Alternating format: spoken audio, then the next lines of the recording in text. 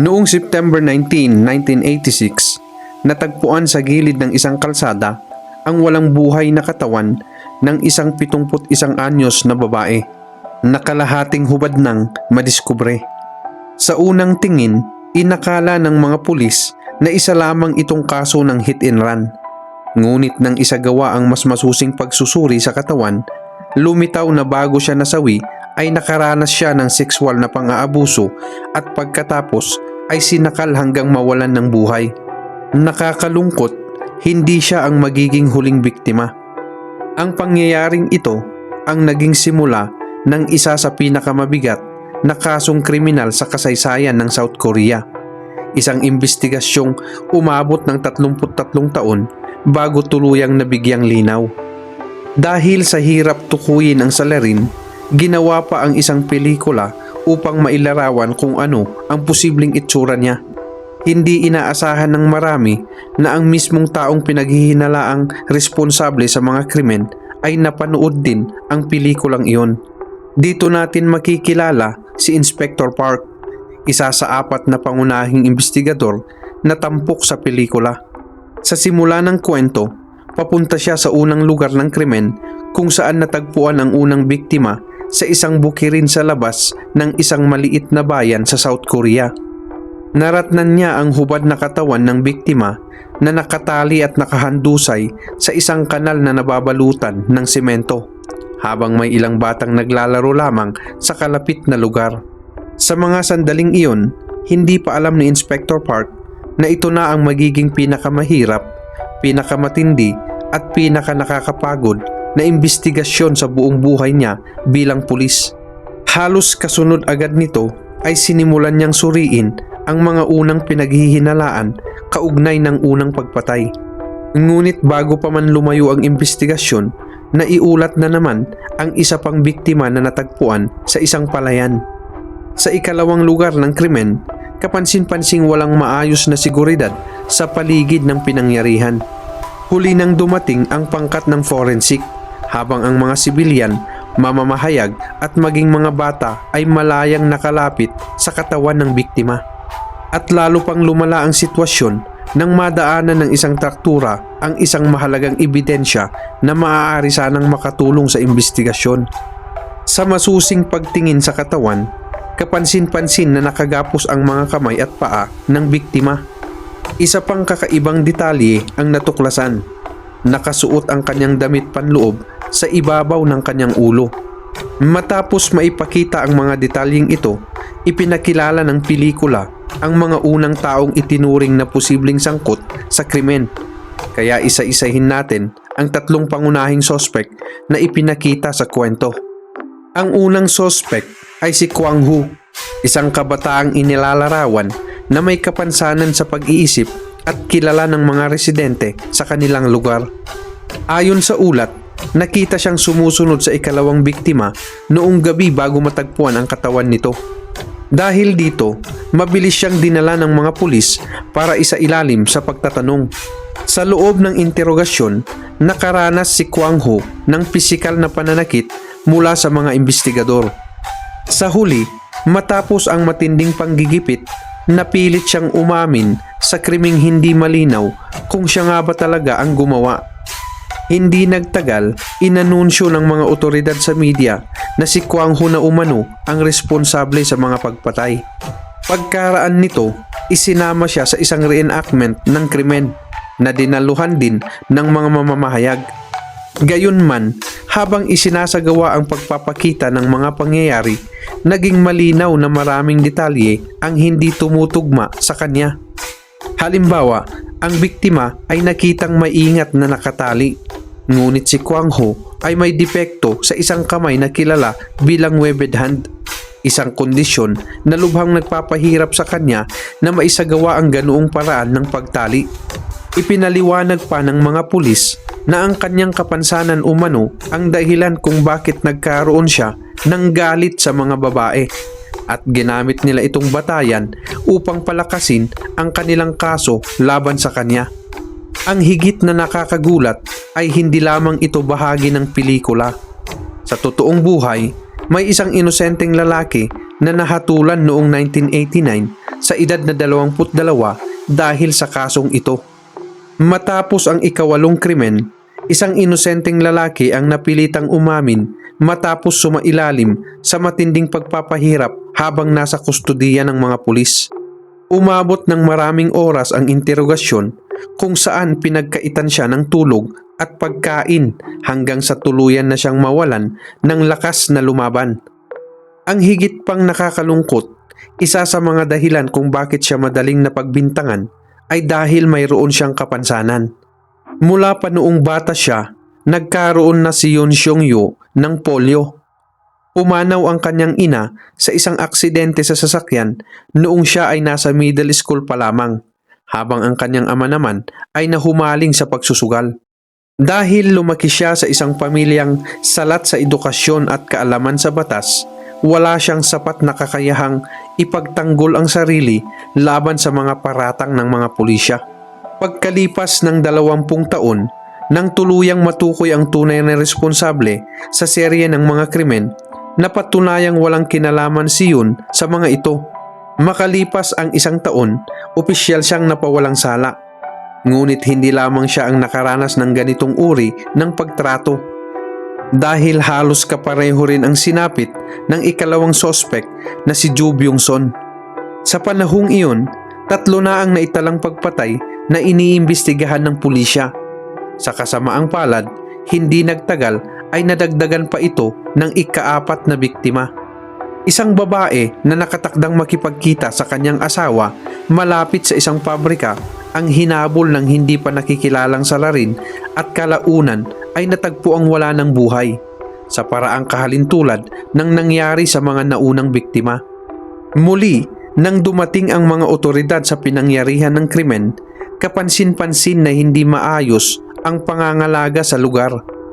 Maraming tao ang malayang nakalapit sa crime scene na maaaring nakaapekto sa mahalagang ebidensya. Sa kabila ng lumalaking bilang ng mga biktima, wala pa ring malinaw na ideya ang mga investigador kung sino ang responsable maging ang posibleng motibo sa likod ng mga krimen.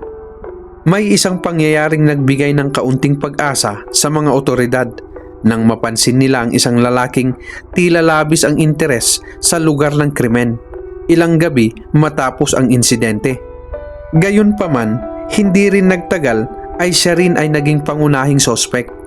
Katulad ng mga naunang inosenteng lalaki, isinailalim din siya sa matinding interogasyon hanggang sa mapilitang umamin. Dahil para sa kanya, ang pag-amin na lamang ang tila natitirang paraan upang matapos ang kanyang paghihirap. Sa pelikula, makikita rin ang mga nagpoprotesta sa labas ng himpilan ng pulisya bilang pagtutol sa umano'y marahas na paraan ng interogasyon. Ang eksenang ito ay sumasalamin sa tunay na kalagayang panlipunan at pampulitika sa South Korea noong dekada 1980, kung kailan madalas batikusin ang paraan ng pagpapatupad ng batas. Sa kabuuan, mahigit 21,000 katao ang siniyasat ng pulisya kaugnay ng kaso. Ayon sa mga ulat, 4 sa mga taong sumailalim sa matinding interogasyon at umamin sa ilalim ng matinding presyon ang kalaunay nagpakamatay. Habang lumilipas ang panahon at dumarami ang mga biktima, lalo ring tumitindi ang panggigipit ng publiko sa South Korean Police upang agad na matukoy ang tunay na salarin. Noong panahong nakulong ang inosenteng lalaki, umabot na sa 8 katao ang nasawi sa loob lamang ng 2 taon. Ngunit wala pa ring matibay na direksyon ang investigasyon. Dahil dito, lumaki ang galit at pagkadismaya ng publiko sa kapulisan. Sa panahong iyon, sapat na ang isang pag-amin upang maisulong ang kaso laban sa isang tao, kaya't naging sentro ng kontrobersya ang paraan ng pagkuha ng mga pahayag mula sa mga sospek, lalo na kung ang mga ito ay nakuha sa ilalim ng matinding pamimilit. Sa kabila ng lahat ng ito, may isang saksi na pinaniniwalaang nakakita sa mukha ng posibleng salarin malapit sa lugar kung saan natagpuan ang ika-7 biktima. Batay sa paglalarawan ng saksi, gumawa ang pulisya ng isang facial composite o sketch upang ipakita sa publiko. Nanawagan sila sa sino mang maaaring may impormasyon o nakakita sa lalaking inalalarawan sa sketch na agad makipag-ugnayan sa mga otoridad. Ayon sa inilabas na paglalarawan, ang hinahanap na lalaki ay tinatayang nasa 24 hanggang 27 taong gulang. May taas na humigit kumulang 165 hanggang 170 sentimetro at may ilang natatanging katangian sa kanyang mga kamay.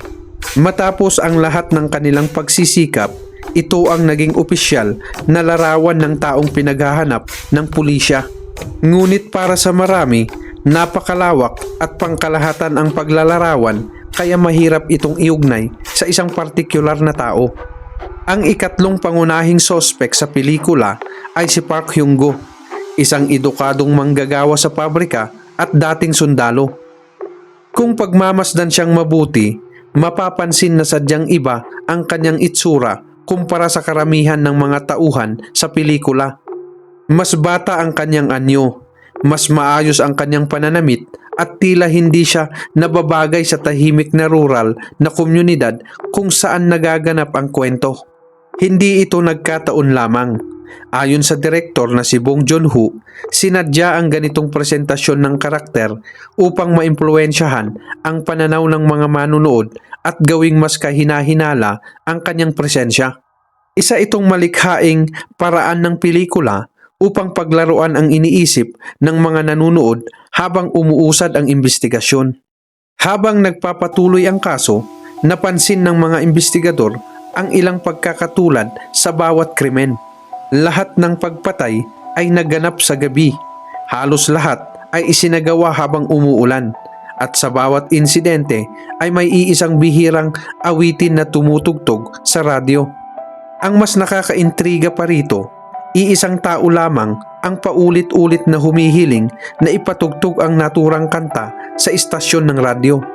Dahil sa sunod-sunod na pagkakatugma ng mga detalyeng ito, naniwala ang mga investigador na natagpuan na nila ang taong kanilang hinahanap. Gayunpaman, ang paulit-ulit na paghiling ng isang partikular na kanta sa radyo ay hindi sapat na ebidensya upang makasuhan ang isang tao. Dahil dito, napagpasyahan nilang umasa sa DNA testing upang makakuha ng mas matibay na patunay. Ngunit noong mga panahong iyon, wala pang kakayahan ang South Korea na magsagawa ng ganitong uri ng pagsusuri. Kinailangan nilang ipadala ang mga sample para masuri at pansamantalang palayain ang suspect habang hinihintay ang resulta.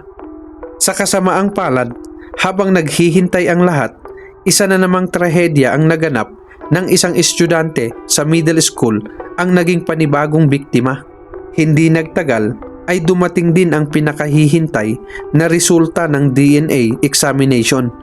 Lumabas na hindi ito tumugma sa DNA ng pangunahing suspect. Sa isang iglap, nawala ang pinakamalakas na direksyon ng kanilang investigasyon at napilitan silang palayain ang lalaking matagal nilang pinaghihinalaan. Sa huli, bumalik ang mga investigador sa kung saan sila nagsimula. Walang malinaw na suspect at walang matibay na ebidensya. Ang lahat ng mahabang gabing ginugol sa paghahabol ng mga lead, ang sunod-sunod na maling direksyon ng investigasyon at ang masusing pagsusuri sa libu-libong kalalakihan sa rehiyon ay tila nauwi sa wala. Bagamat marami ang naniniwalang siya ang responsable, hindi iyon sapat upang mapatunayan ang kanyang pagkakasala. Dahil dito, tuluyang napunta sa wala ang investigasyon, katulad ng nangyari sa totoong buhay. Nang ipalabas ang pelikula noong 2003, hindi pa rin natutukoy ang tunay na responsable sa serye ng mga pagpatay. Ito rin ang dahilan kung bakit naging napakatanyag ng huling eksena ng pelikula, kung saan direktang tumitingin si Inspector Park sa kamera na para bang nakikipagtitigan mismo sa taong responsable sa mga krimen. Ayon sa interpretasyon ng marami, ginawa ito ni Bong Joon-ho dahil naniniwala siyang maaaring malaya pa noon ang tunay na salarin at posibleng mapanood pa niya ang pelikula. At sa paglipas ng panahon, lumabas na may katotohanan ang ideyang iyon. Noong huling bahagi ng 2019, halos 33 taon matapos ang unang pagpatay, natukoy rin sa wakas ang tunay na responsable sa serye ng mga krimen sa pamamagitan ng makabagong DNA analysis. Ang DNA na nakuha mula sa damit panloob ng isa sa mga biktima ay tumutugma sa DNA ng isang lalaki na noon ay nakakulong na. Sa panahong natukoy ang kanyang pagkakakilanlan, nagsisilbi na siya ng habang buhay na pagkakabilanggo sa isang piitan sa Busan dahil sa isa pang mabigat na krimen, ang panggagahasa at pagpatay sa sarili niyang hipag. Nang isailalim siya sa interogasyon, mariin niyang itinanggi ang lahat ng paratang sa loob ng mahigit isang linggo. Ngunit sa pagkakataong ito, iba na ang naging pamamaraan ng mga investigador kumpara sa mga ginamit noong dekada 1980. Sa halip na gumamit ng mararahas na paraan ng pagtatanong, nagpasok sila ng isang batang babaeng investigador upang mas maging komportable siyang makipag-usap at kusang magsalaysay. Matapos ang siyam na magkakahiwalay na sesyon ng interogasyon, tuluyan din siyang umamin nang iharap sa kanya ang matibay na ebidensyang nagmula sa DNA na tumutugma sa mga ebidensyang nakolekta mula sa ikalima, ikapito at ikasyam na krimen. Sa harap ng mga siyentipikong resulta, wala na siyang naipakitang paliwanag na makapagpapawalang bisa sa mga natuklasan. Upang matiyak na totoo ang kanyang pag-amin, hiniling ng mga investigador na ilarawan niya ang mga pangyayari sa bawat krimen. Naibigay niya ng tama ang maraming detalye tungkol sa mga pinangyarihan ng krimen, kabilang ang eksaktong posisyon ng mga katawan ng mga biktima at iba pang impormasyong hindi kailanman isinapubliko. Dahil dito, lalo pang tumibay ang paniniwala ng mga otoridad na siya ang tunay na responsable. Ganito ang tinatayang itsura niya noong panahong naganap ang mga pagpatay. At ganito naman ang kanyang anyo nang siya ay matukoy pagkalipas ng maraming taon. Sa kanyang pag-amin, sinabi niya, "Sa wakas, natagpuan niyo rin ako. Nagulat pa nga ako na hindi ako nahuli ng mas maaga. Alam kong darating din ang araw na ito. Ako ang tunay na responsable." Ngunit hindi pa rito nagtapos ang mga nakakagulat na revelasyon. Sa kanyang salaysay, inamin din niya ang pagkakasangkot sa mahigit 30 iba pang kaso ng sexual na pang-aabuso.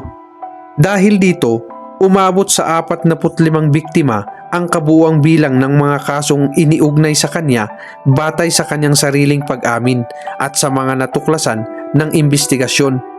Isa pang detalyeng ikinagulat ng marami ay ang kanyang pahayag na napanood niya sa loob ng bilangguan ang Memories of Murder, ang pelikulang hango sa serye ng mga kasong kanyang inamin.